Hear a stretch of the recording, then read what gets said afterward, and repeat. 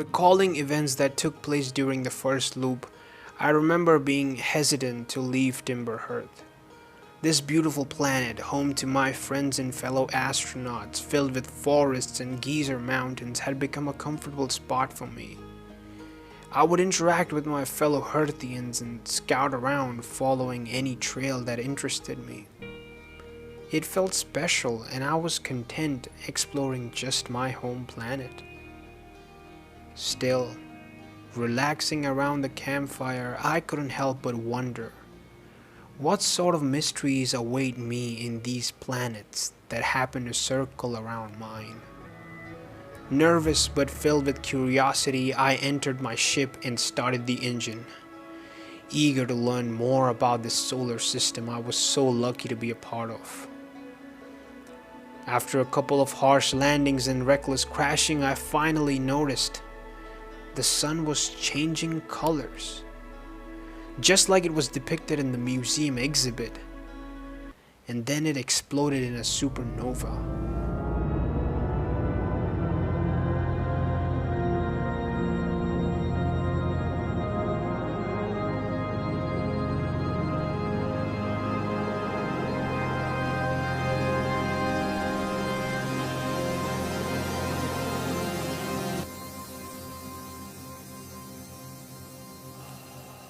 The world restarted, and everyone around me acted as if nothing happened. Back to square one it was. Obviously, I had a lot of questions, and it would take me only a few more rounds across this fraction of the universe to find out that I was not the only one asking them.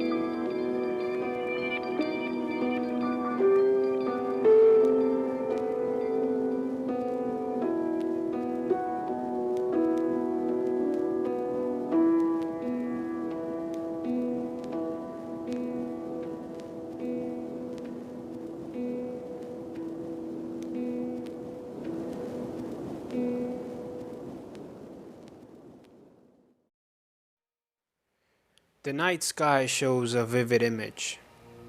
A dark greenish planet, and a spark around its orbit fills you with curiosity and the urge to go out and understand what caused it.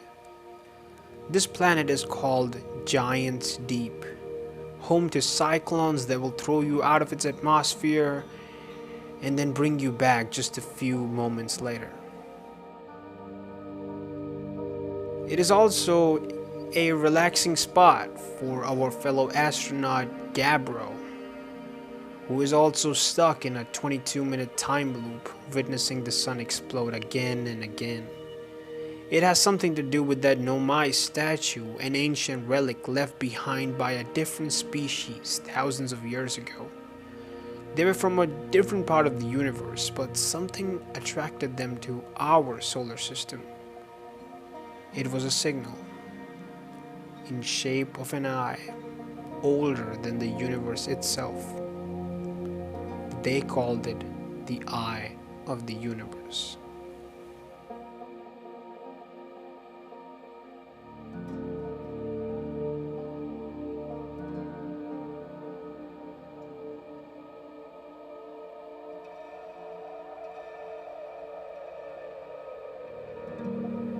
Before their adventures across the star system, the Nomai first arrived inside of Dark Bramble, a weird physics-defying structure of thorns and seeds.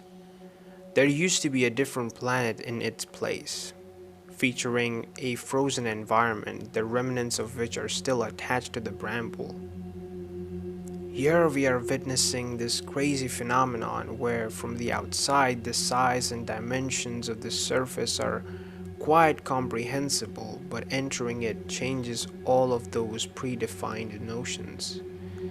It is endlessly expansive, and the seeds that exist inside lead to bigger and complex mazes filled with fishes that are almost the planet's size. Indeed, the existence of this ever-growing plantation is an unexplainable, lingering mystery. It is unfortunate, however, that this place would be the entry point into the outer wilds for the Nomai. After receiving the very unstable signal for the eye, they teleported to these inaccurate coordinates, leading to their ship being trapped and the warp core destroyed. Now the only way out was to use their emergency escape pods, which they did, dispatching themselves into groups of 3. And while 2 of them made it out, one group wasn't so lucky.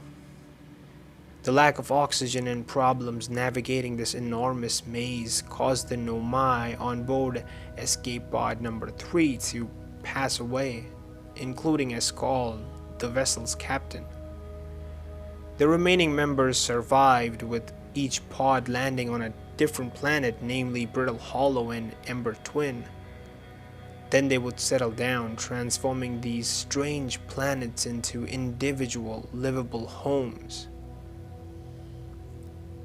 It would not be much longer after this that the 2 parties would reunite and continue their search for the Eye.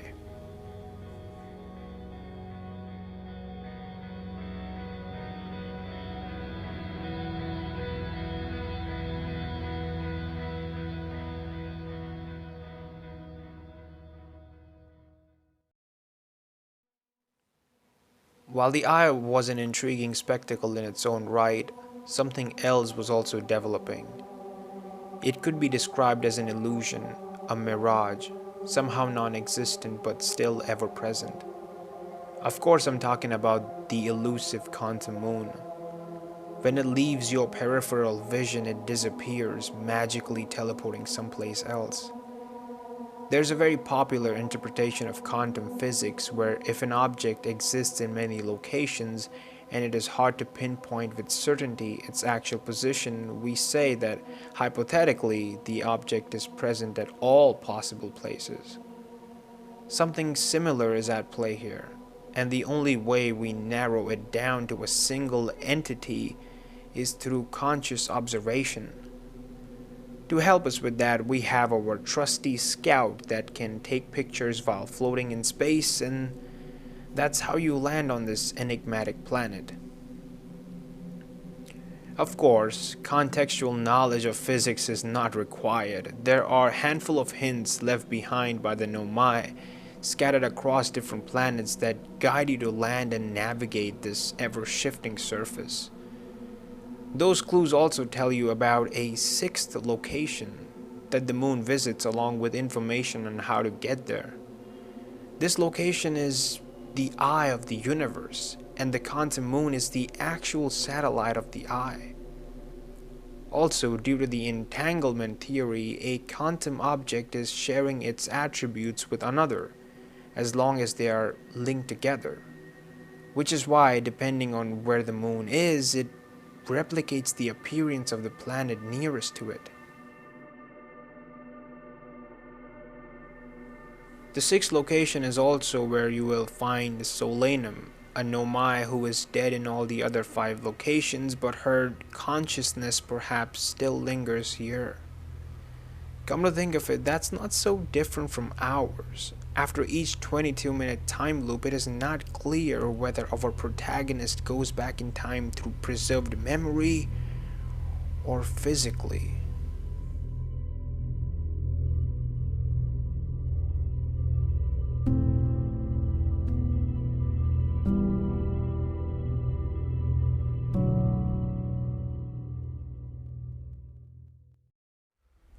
While exploring the star system, the Nomai were fascinated by Brittle Hollow's black hole. They studied its properties and created a forge on top of it, crafting artificial ones which when used with a corresponding white hole would enable them to quickly jump between selected locations. This combination would be a warp core. They discovered during practical experimentation that objects using this technology were arriving before they even departed, leaving behind a negative time interval. Confused but also intrigued, they wanted to use this anomaly and demonstrate it on a larger scale. Say for example, what if they could send something back in time by 22 minutes? They needed a huge amount of energy for this, which could not be generated by artificial sources, so they crafted a plan. Linking their search for the eye along with their discovery of space-time differences, they wanted to create a mechanism that would send information back in time. Do you remember when we first start a loop there is a spark around Giant's Deep? Well, that's the orbital probe cannon, meant to detect precise location of the eye of the universe.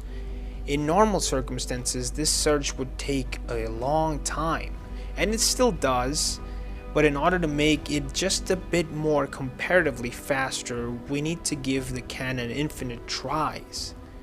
How do we do that? We send data from the probe back in time and let it repeat the loop until it finds what it is looking for.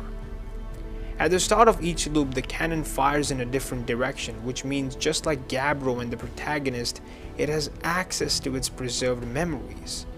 The question is, where is all of that data stored? It's inside the Ash Twin project.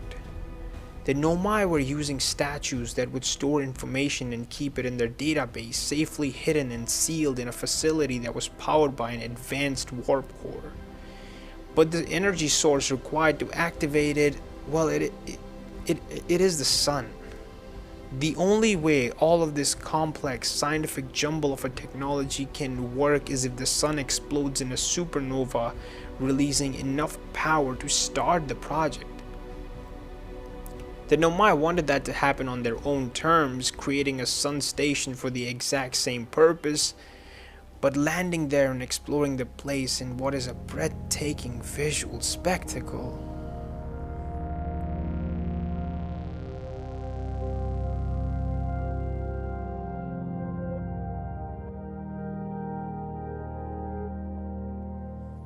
You find out that the sun station failed. Theoretically, the Ashton project was sound, but the spark that would initiate the whole process was never ignited. Dejected but still hopeful, the Nomai decided to focus their attention on a visitor that had just arrived, a comet named Interloper. Inside they found a core of foreign matter which was under immense pressure, ready to rupture and extinguish all life within the star system. This is where the Nomai's presence in the Outer Wilds comes to an end. It would not be the end of their entire clan. A text log on their vessel revealed that they're still alive, somewhere in a gloaming galaxy, far, far away from us.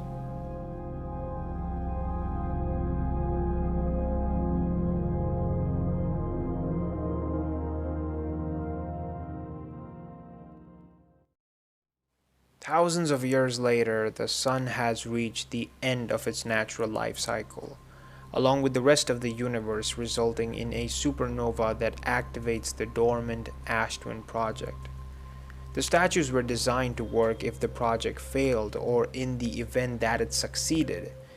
In our case, it happens to be the latter. The probe cannon did in fact find the exact coordinates to the eye, and with the functional advanced core in hand, I knew how to get there. I extracted the core, well aware that this time the loop won't work. There will be no going back as I had just deactivated the project. But I had to find out. You see, all this time I had been living the Nomai story. This moment right here is where my story begins. I navigated silently through the deadly fishes and made my way back to the ship. I input the coordinates, pulled the switch, and then silence. I was there, speechless in awe. In the distance was our solar system. This should have been an exciting moment, but soon the sun would explode. The many stars would also follow the same fate, and all I could think about in that moment was about my friends. I was thinking about Esker and how lonely he was up there at Adelrock. He was the closest to our species, but still far away, whistling to keep himself company. I was thinking about Chert, how he discovered the natural end of the universe, panicking at first, then he grew patient, waiting for the inevitable end. Opposite to that reaction was Gabbro, how he was relaxing, meditating, completely unfazed by whatever was going on. You could say he was living in the moment, smelling the pine trees along the way. I was thinking about Feldspar, how brave he was to set up camp inside of dark bramble of all places. He was hesitant to leave and come back home too. Maybe after all his reckless adventures, he just wanted to spend some time reflecting. Then Rybeck, playing the banjo. He was scared of space flight, but he wanted to explore. A true archaeologist. Funny how he conquered his fears, literally setting up his camp above a black hole. Solanum, can't forget her. She probably wasn't even there. Maybe all I saw was just an image of her. Despite the language barrier, she still considered me her friend. I was the only visitor she had seen in a while. All these memories were resurfacing, and in front of me was unknown territory. I stepped out, ready to see this through. Time didn't really exist here. I mean, our star system was long gone. Our galaxy, in fact, was just a black void. Where else could you go? The eye is hard to describe. Storms, uncertainty in regards to precise object positioning. I mean, I lost my scout here. That trusty little object that would always get back to me was consumed by the abyss. And then I felt like I should jump in too. A couple of things happened after that. We returned to Timber Hearth's museum, then a campfire where I'd go around gathering my friends. It felt so real even though it wasn't. They weren't there. The Outer Wild system was over. They were just a lingering possibility. Real or not, the band was reunited. One last time. And I got to share one last moment with them. Hearing their individual instruments come together in perfect harmony was emotional. I was just reminiscing about the whole journey, and funny enough, it ended just the way it started, with an explosion.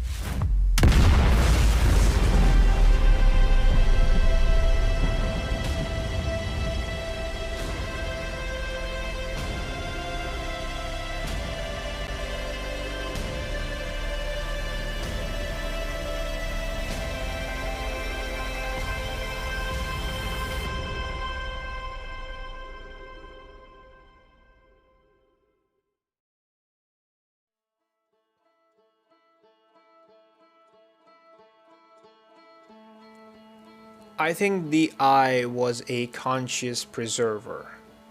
Just like the Astron project could save data of someone's memories, the Eye could save memories of an entire universe, building the future inspired by the past. That's probably why my scout still floats 14.3 billion years later. Outer Wilds is such a unique one-time experience that raises the bar for this medium so high. The other contemporaries wouldn't even dare to touch it. There's so much love put into every detail of this venture that it perfectly immerses you in it. There's still many unsolved mysteries, perhaps for good reason. I still don't understand how Dark Bramble works or why it even exists.